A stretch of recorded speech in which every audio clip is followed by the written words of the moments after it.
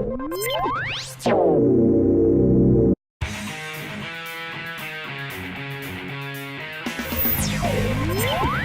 the season, and Malone just came out here, was a bowling ball out there, came out with 3 rushing touchdowns that first game. Number 17, John Stark, gets the first, or at least the start of the first series. It is another handoff to Davis, and he is running cross midfield, 40, 35, 30, 25, 20. Nobody's going to catch him. That is Travion Malone with the first touchdown of the game, and man, that's a big hitter to start for the Titans. That is exactly what you want, because Freeport going into this game with Major Denman, probably the best player in the conference on the other side, they're looking to score a lot of points, and for a rushing team, you have to keep up with that. So if you can show that you're going to get big plays from the running game and be able to score with a high-power offense like the Freeport Pretzels, that's a big start for these Boylan Titans here on homecoming. Absolutely. The score 6-0 off a huge touchdown run by Travion Malone, number 24. I think I'm going to be calling his number a whole lot throughout the course of the game today. The point after attempt team is on for the Titans, and it looks like number 17, John Stark, also kicks for the Titans. Mr. Fed, can you confirm that for me? 17, Stark's taking kicks? That looks to be the case. All right, that's an unusual combination, but I love it. The score 7-0 after that point attempt by the quarterback is good. That's fantastic. You know, normally the quarterback's a holder, but he decided, no, I'm just going to kick it. Once again, if that maybe is going to rear its ugly head later in this game. It is 2nd and 3, 6:27 left in the first quarter play. The clock is stopped. Boylan out of bounds on that last play. They're up 7-0 early in the Freeport Pretzels on homecoming day. This is a keep up the right side. Henderson scampering towards the end zone. So powerful. Sneaks inside the pylon. That is another 6-point score for the Boylan Touchdowns and their premier player. Going to be playing on Saturday somewhere next season. That's Caleb Henderson. And that was a big play for Caleb Henderson. Now, what got that open was the option to hand it off to one of 2 running backs there, Caleb Henderson, and I did not actually see who the other one was, but Bergstrom, the QB, had the option to hand it off to either. Made the right choice on that one. Henderson basically untouched until the goal line, where he then ran someone over for that touchdown, 13-0 now. And Stark's back out there to kick it again. Joey Foley is the holder, number 4, for number 17, John Stark. The one of the quarterbacks splitting reps tonight. It's him and Jake Bergstrom who are getting those duties, and it looks like a flag's thrown. Encroachment there on the defensive side. And Freeport's going to have to watch those. Now, the point after, that doesn't hurt you as much. Turns it from a 2-yard kick to a 3-yard kick, right? Yep. So it's not going to kill you there, but you can't keep giving Boylan those opportunities to inch forward because they're already having so much success on the ground. Freeport is in a very pivotal position how this game's going to go. You can go down 2 scores early. We've seen that happen plenty of times. Plenty of games get competitive beyond that point. It's what you do with that possession after this game is kind of in flux. It's going to go one of 2 ways based on how Freeport responds here on offense. And it looks like maybe that's a blocked extra point, and I was so far in that diatribe I couldn't even follow it. Actually, anywhere on the field that's getting that much work is going to look very similar very, very soon. And now Freeport will punt from their own end zone. I wouldn't be surprised to see a snap or bobble here just for how this has been going for Freeport thus far. It is bobbled in the end zone. The punter gets sacked. That will be a safety for the Boylan Titans. No, it's a touchdown because he fumbled it and they recovered it. He did not fall on it, so that is actually a defensive touchdown. Thought I saw the punter grab onto it, but that is another touchdown, 19-0. Boylan takes an early lead. And now John Stark will have to come out back out on the field. He thought it was going to be for offense. It's actually just to kick the extra point. Oh, and number 4 is trying to get back out there in the field. You got the point after try, young man. Come on, Mr. Foley. I'm just giving him a hard time. Very sound holder, number 4. And it looks like Boylan might be electing to go for 2 here. Like I said, I do not foresee a lot of extra points being kicked, but Foley is coming out now. We're going to try this again. Let's see what happens. They did, it looks like they're trying to shift it over a little bit maybe, see if the refs will let them do that. It looks like they are electing to take the right hash here, and the refs will be allowing that to take place based on the fact that the first one, just John Stark could get no plant foot down as Christian pointed out to us. At 4:05 left to go in our first quarter of play. Boylan up 19-0 early over the Freeport Pretzels. John Stark on to kick the point after attempt. It is up, it is through, and it is good. That was a real nice kick there. 20-0 in favor of the Boylan Titans. They'll kick back off. It's easy. I'm just saying this is my life. We got Bergstrom back there. You're trying to move on very quickly from that. Bergstrom, Yep. It's a spread look for the Titans. Very familiar handoff. Our keeper up the middle. Bergstrom still moving. One man to beat. It looks like he will beat him to expire the first quarter. Boylan's going up 4 scores. And, of course, we get one more touchdown in this first quarter before we get to hand it off. We're a good luck charm. Great luck charm. There's no doubt about that. Started with the Rockford IceHogs season, and now it's continuing here. It is a 26-0 lead for the Boylan Titans. The point-after team will come on. The Green Men are running the flag down the track. I didn't have to do that, and if I did, I certainly you not want to. It seemed or? like the first time he stopped at about midfield. Now he's going a little bit further, which I do respect. Got to keep the blood pumping, keep it warm. I guess so. When you're sitting in spandex, there's not a lot of insulation there, so maybe you got to do that. Stark coming on to kick the point after attempt. Remember, don't go anywhere at the start of the second quarter. Nick Sentovich, Brandon Swanson will be on the play-by-play. Matt Melloch as well, running the camera, and will be on the handheld mic. He doesn't know it quite yet, but I will make darn sure of it that his voice is heard throughout the course of this game. Stark on for the extra point. Foley the holder for the Titans. The snap, the hold, the kick is up. It is through, and it is good. That'll expire the second quarter. Jack, we're going to hit a break here, man. We'll come back with the second quarter of action. You're listening to the Boylan Catholic Titans on TitanVision.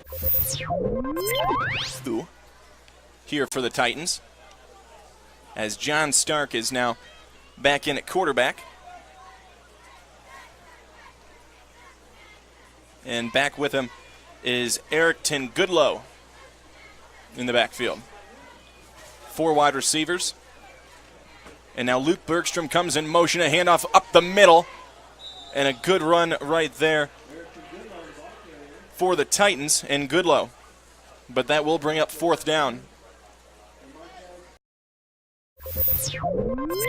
17-yard line, and the quarterback running out for the first play of the second half is Jake Bergstrom. Again, Boylan's leading rusher in the first half, 89 yards on the ground. Had that big rush, a couple other small chunk plays, but a lot of that was that big 50-yard rush.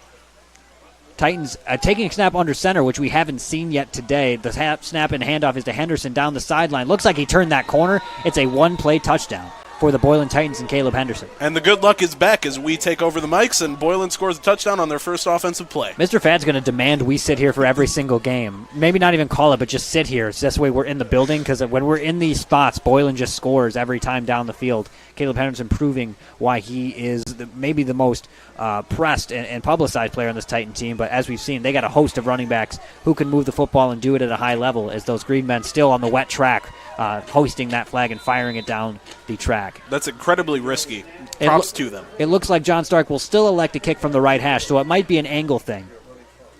As we move through this third quarter, Mr. Fad reminding us one more touchdown for the Titans. We do move to a running clock if it's a 40-point advantage. Stark's kick is up and good, and now the kick team will come back out for the Titans. Space for runs like that. RPO experts like you would call that the mesh point, Christian. The mesh point, yes, absolutely. Now Stark checking into the game, still in that spread look, trying to get lots of running lanes open for these fast running backs. Another handoff to the right side, this time breaking out to the sideline. It now across the 20, 10-5, touchdown, Boylan. Looks like that is number 6, Erickton Goodlow. I will say, a lot of props to him. He managed to make a couple moves there, juking from left to right on a field like this, somehow kept his footing and then just turned on the jets there. That was one of the more impressive runs in conditions I've seen like this. We have officially begun a running clock with the Boylan Titans scoring 40 points. It will start at the outset of the next kickoff, I believe, as the play will stop for the point after attempt. Obviously, it will only be a running clock on actual downs. So, 40-0, looking to make it 41 is the kicker, John Stark, as well as quarterback. I love that combination. I love saying that. They have officially passed their season average in terms of scoring. That's right. They average about 36 and change a game, and Boylan is really carrying some momentum after a gigantic couple weeks for them as they're looking to piece together a very special season. They'll be playing. And if you're Boylan, I mean, it's kind of an interesting year. I mean, I guess if we want to talk a big change from when we were here in 2011 when we graduated, the enrollment is a lot smaller, and because of that, different classification. I believe they're actually in Class 4A this year, which is a little bit interesting in terms of their ranked pretty far up there in Class 4A, I believe. Here's Goodlow with another good run, a first down. A run for Erickton Goodlow, who's had a couple of good runs here tonight, especially in the late going, as it was Caleb Henderson a lot tonight. Caleb Henderson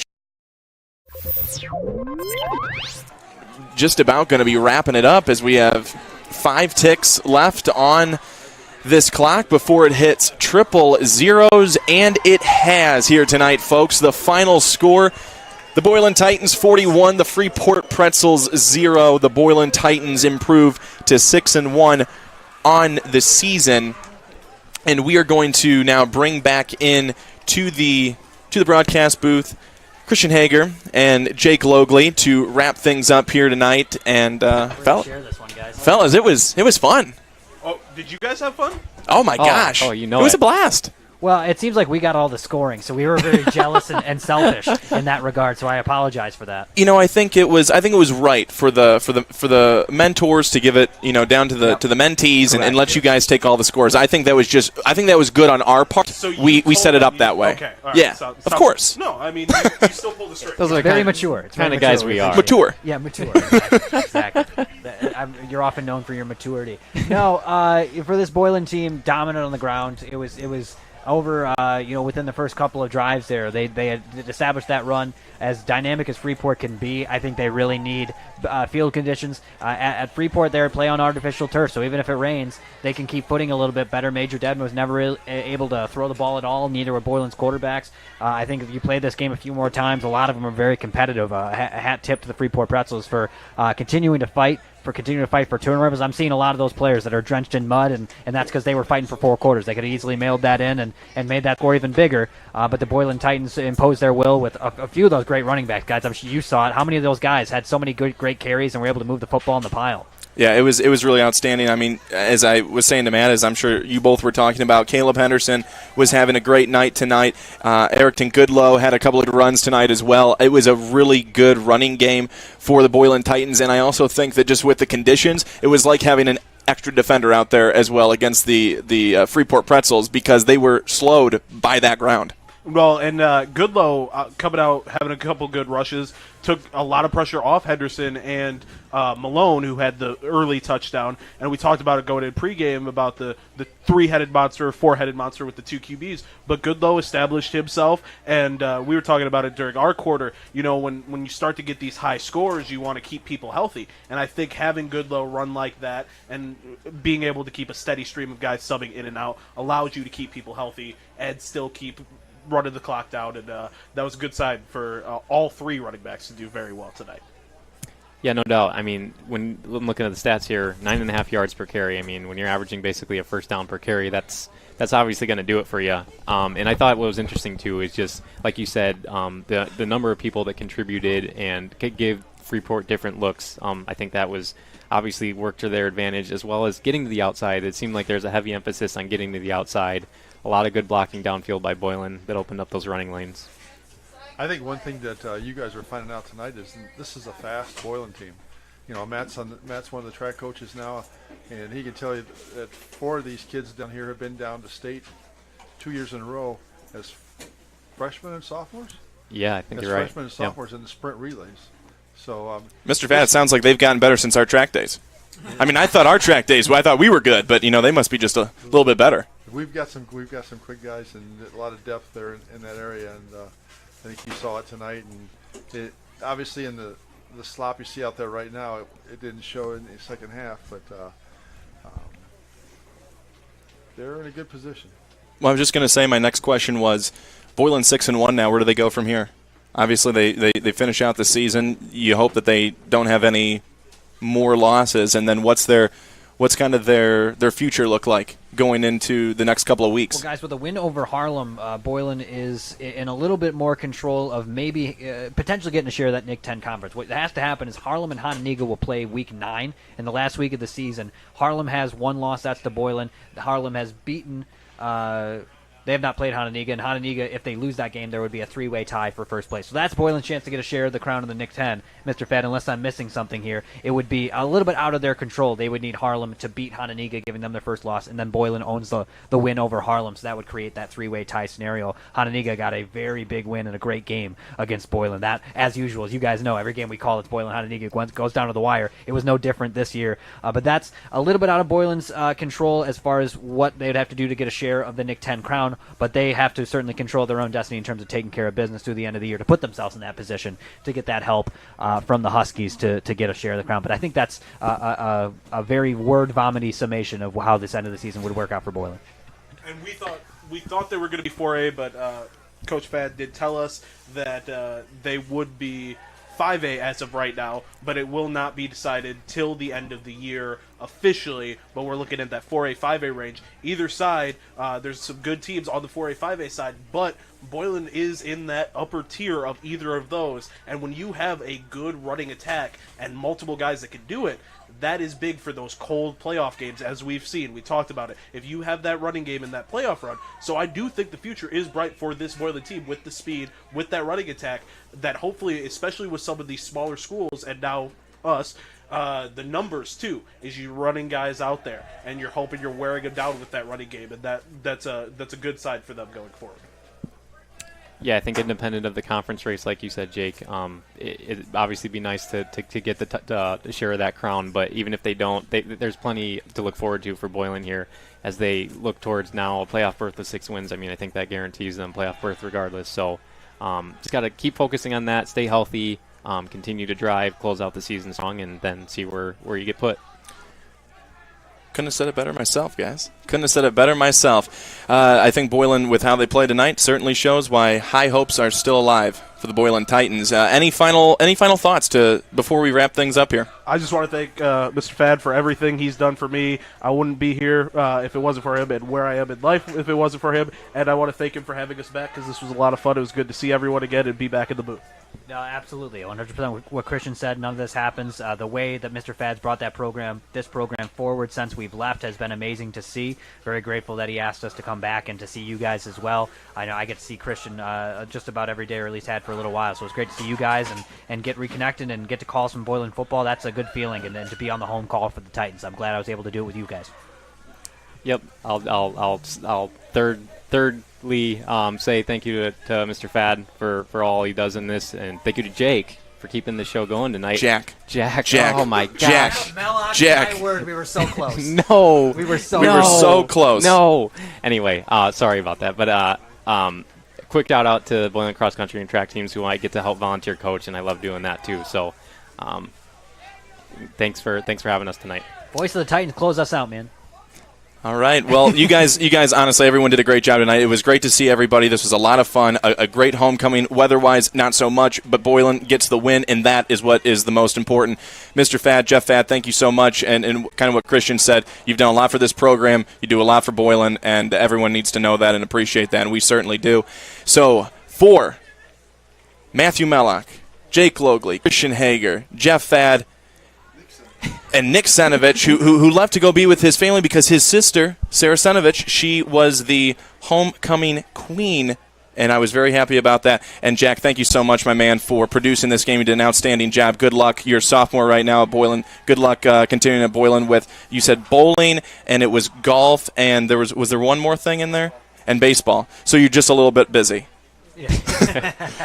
Well, for all of those guys, have a great rest of your evening. It's a Boylan win, 41-0 over the Freeport Pretzels from the TitanVision broadcast booth. This is Brandon Swanson saying so long, everybody.